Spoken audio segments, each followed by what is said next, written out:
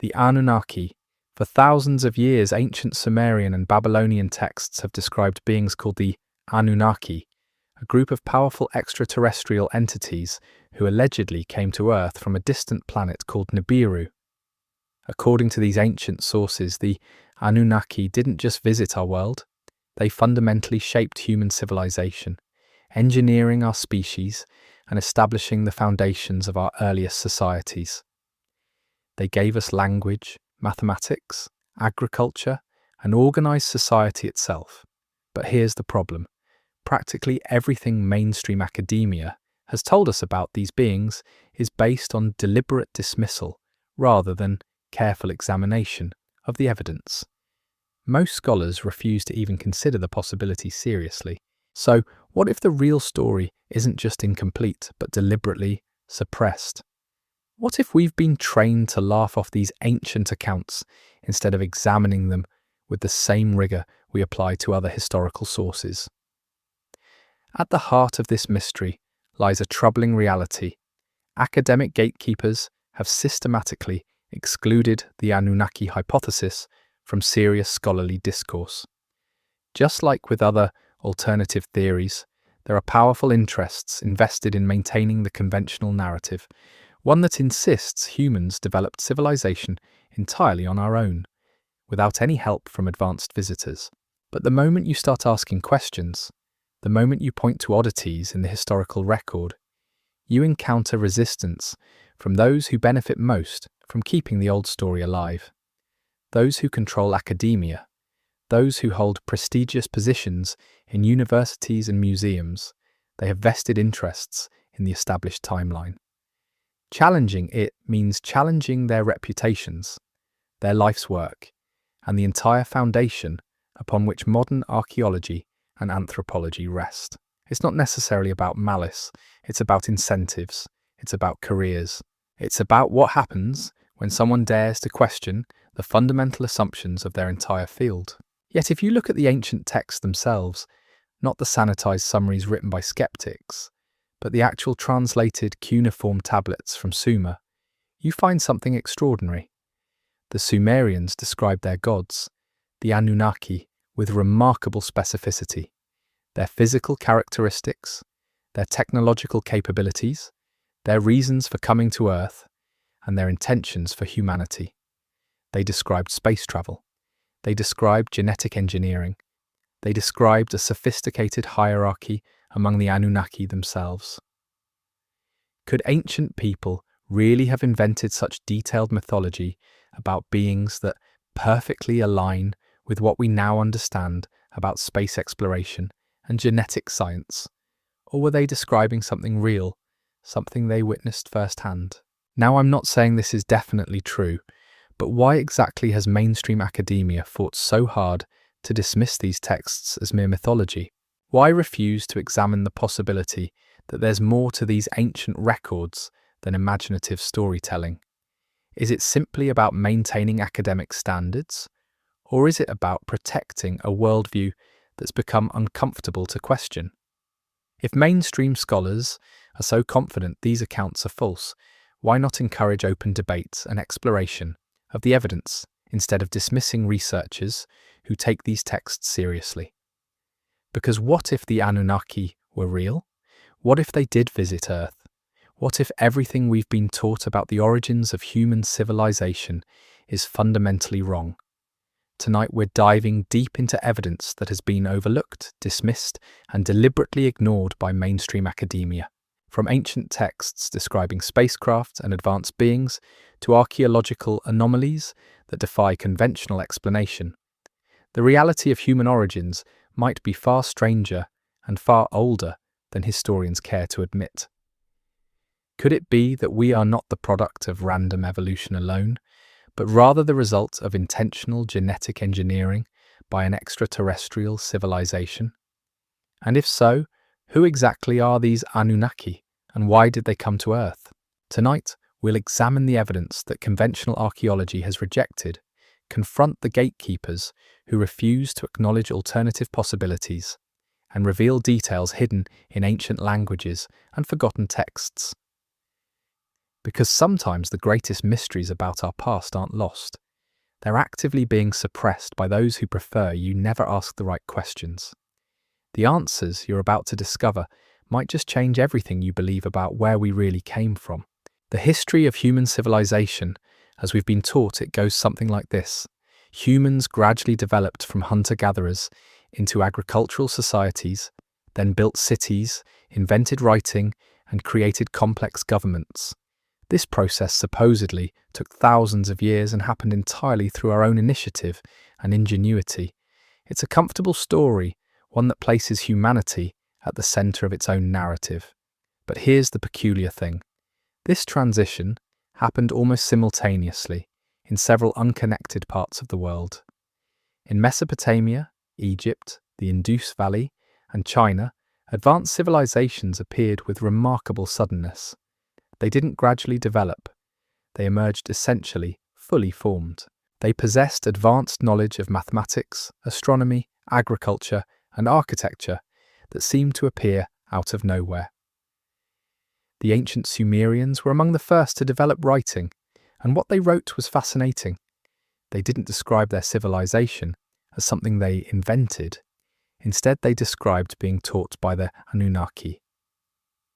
According to the Enuma Elish and other Sumerian texts, the Anunnaki came from the heavens, established the first cities, and gave humans knowledge of agriculture, mathematics, and civilization itself. The Sumerians called these beings those who came from the sky. They weren't vague about it. They described them with extraordinary detail. The planet Nibiru, which the Sumerians described as the home of the Anunnaki, supposedly orbits our sun on a much longer cycle than Earth. According to these ancient accounts, the Anunnaki came to Earth approximately 450,000 years ago, initially to mine gold. Gold, they believed, was essential for their own planet's survival. To accomplish this massive mining operation, they created a workforce, humans. They took existing species on Earth and genetically modified them, adding their own DNA to create a hybrid creature capable of both intelligence and obedience. We are, according to this narrative, the product of deliberate genetic engineering. Now, this might sound far-fetched, but consider the remarkable parallels. Modern genetics has revealed that humans share approximately 98% of our DNA with chimpanzees. That 2% difference, however, is vast in its implications. It accounts for language, complex reasoning, abstract thought, and our unusual self-awareness. For years, scientists struggled to explain how such a relatively small genetic change produced such dramatic cognitive leaps. The problem is this gap appears in the fossil record as a sudden discontinuity. There's no clear transitional phase showing gradual development of human intelligence. We don't have fossil evidence of intermediate stages, of creatures slowly becoming smarter. Instead, the archaeological record shows a sudden emergence of advanced brain capacity. The Sumerian text suggests the answer: external genetic modification by an advanced civilization. They describe Enki, the Anunnaki genetic engineer, carefully selecting specimens, mixing genetic material, and deliberately engineering humans to serve as workers. When you read descriptions from ancient texts of beings descending from the sky, creating humans in their image, and establishing a civilization that appeared without precedent, it starts to paint a different picture.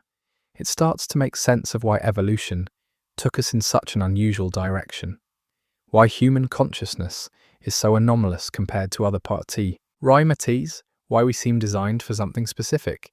The evidence goes beyond just ancient texts. There are archaeological anomalies scattered throughout human history that defy conventional explanation. The precision of the pyramids in Egypt, structures built with such mathematical accuracy that they align perfectly with cardinal directions and encode astronomical knowledge, appears suddenly in the archaeological record without any clear developmental predecessors. How did this technology appear so suddenly?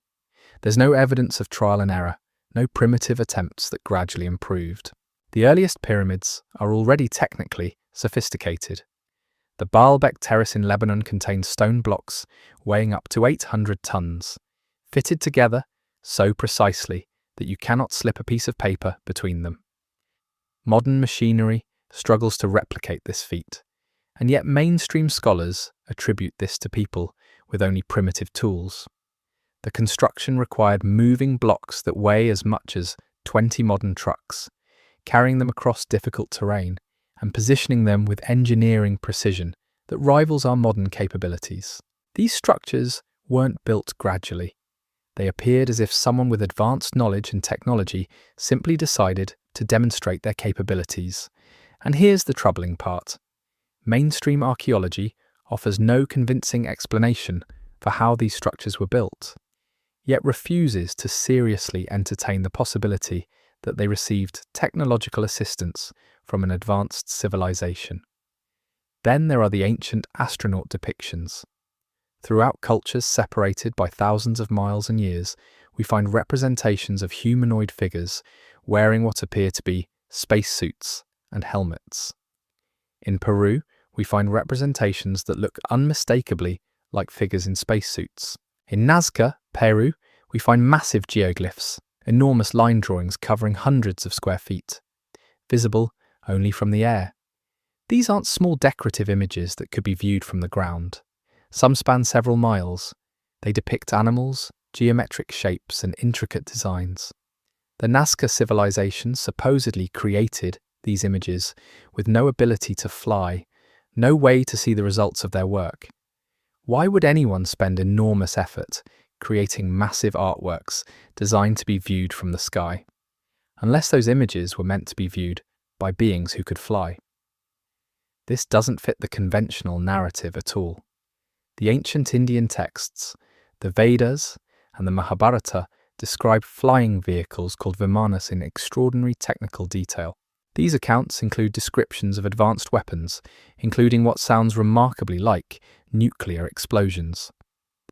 The text describes cities being destroyed in brilliant light from the sky, heat so intense that forests turn to ash, and radiation effects that sound disturbingly like descriptions from modern nuclear warfare.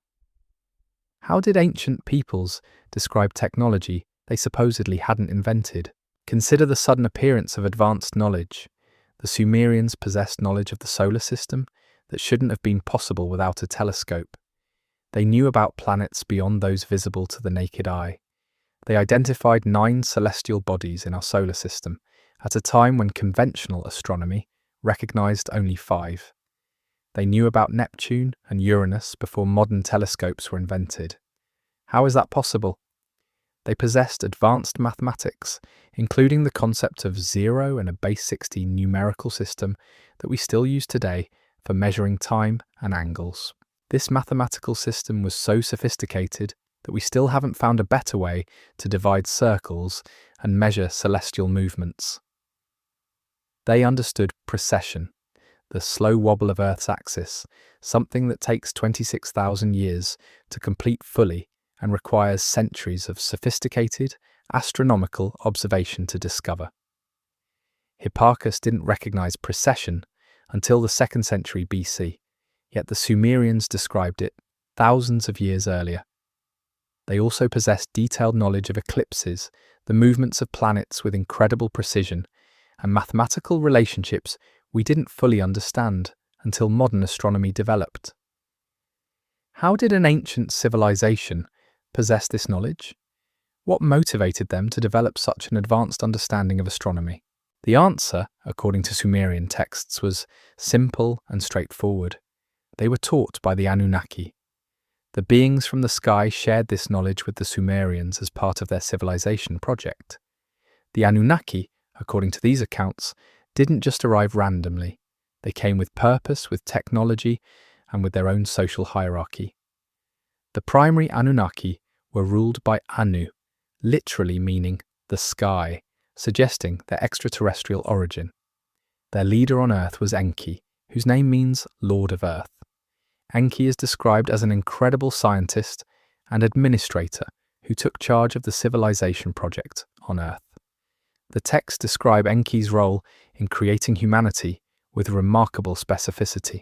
He selected genetic material from existing hominids, combined it with Anunnaki DNA, and produced the first humans in a place called the House of Creation. The process wasn't instantaneous.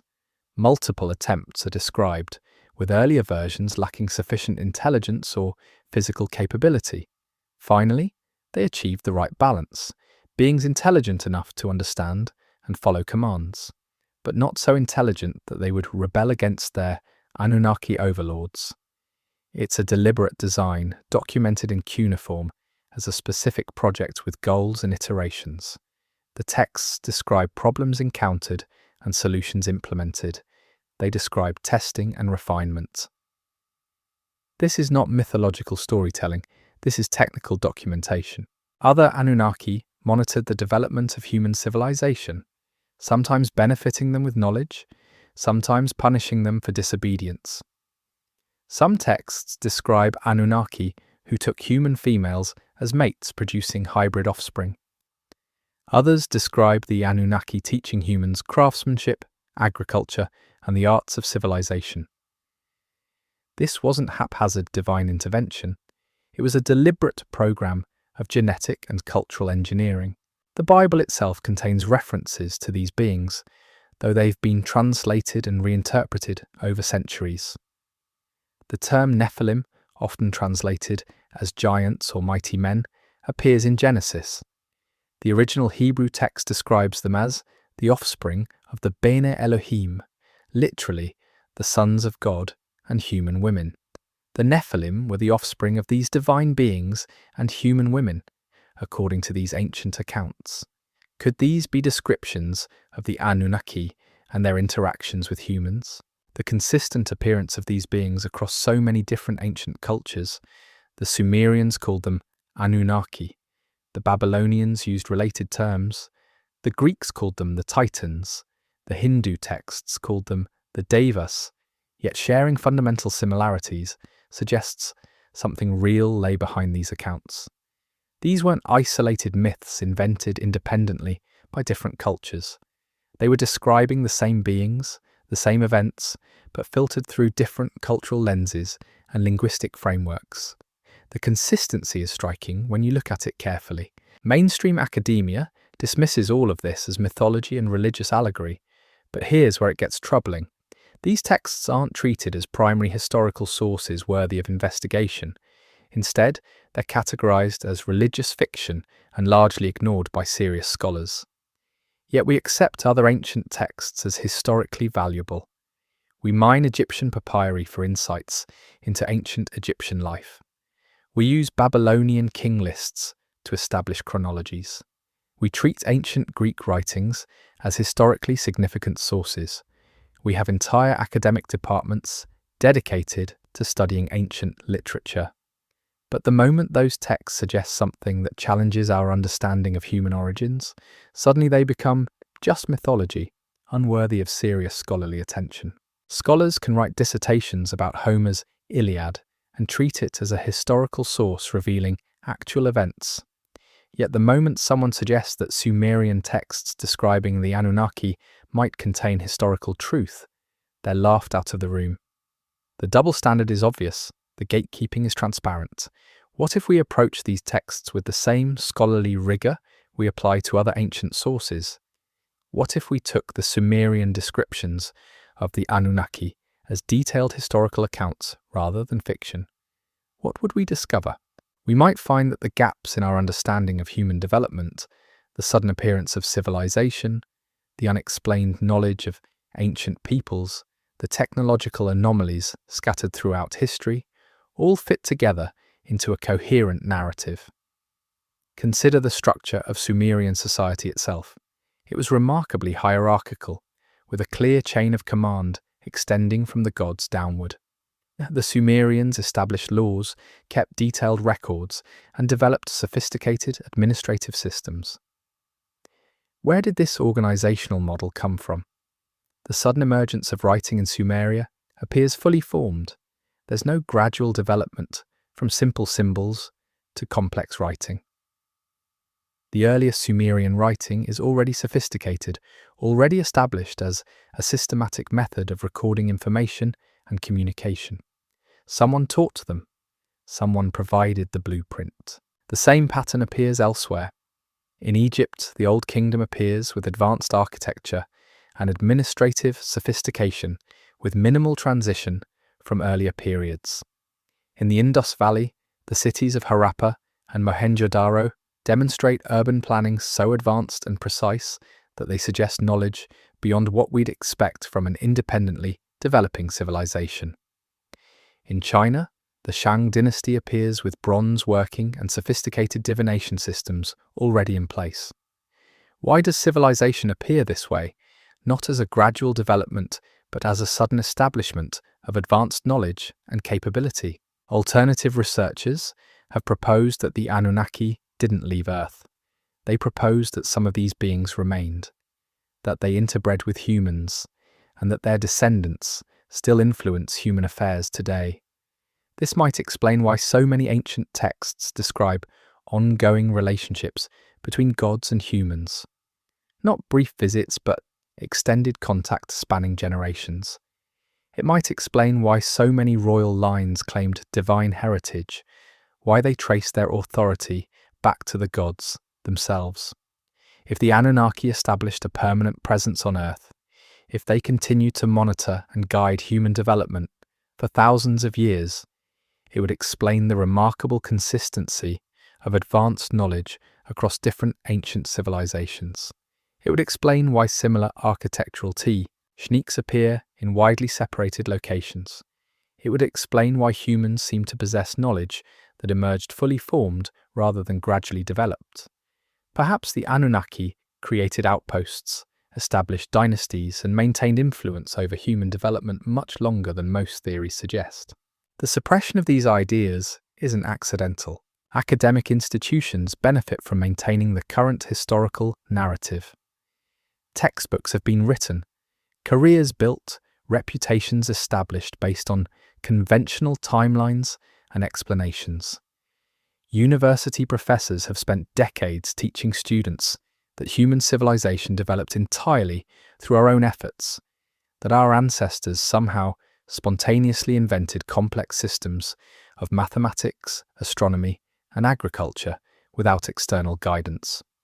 To suddenly acknowledge that there might be evidence of extraterrestrial contact, that ancient texts might contain historical accuracy, that humans might be genetically engineered beings, that would invalidate the entire framework of their careers.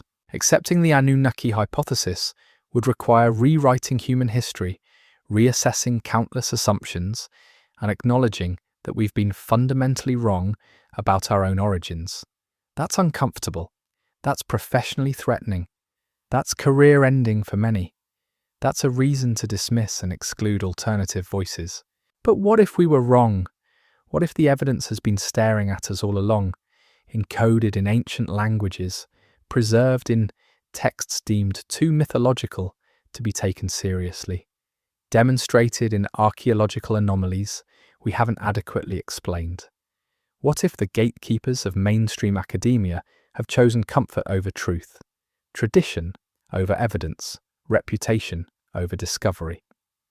Think about it. If the Anunnaki hypothesis were true, everything would need to be reconsidered. Every university curriculum would need revision. Every history textbook would become obsolete. Every archaeological interpretation would require reassessment. That's not a small thing. That's career-destroying for many. That's a fundamental threat to entire academic institutions and the professionals who've built their identities around conventional understanding. So instead of investigating, instead of testing the hypothesis, instead of examining the evidence, what do? They suppress it. They ridicule it. They categorize it as fringe pseudoscience unworthy of serious attention. And they do this not because the evidence is weak, but because acknowledging its validity would be professionally inconvenient.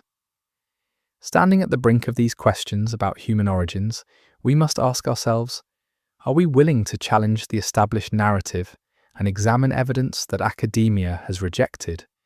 Will we finally take seriously what ancient peoples clearly believed they witnessed? Or will we continue accepting a sanitized version of history that conveniently ignores the inconvenient details that don't fit our current understanding.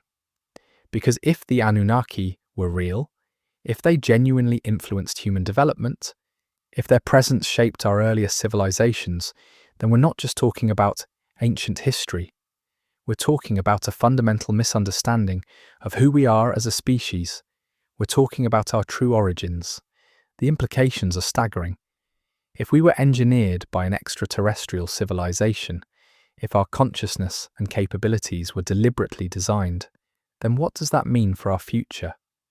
If the Anunnaki created us to serve them, if that purpose was embedded in our DNA, does that programming still influence us today? And perhaps most importantly, if the Anunnaki did visit us, if they influenced our development, why did they leave?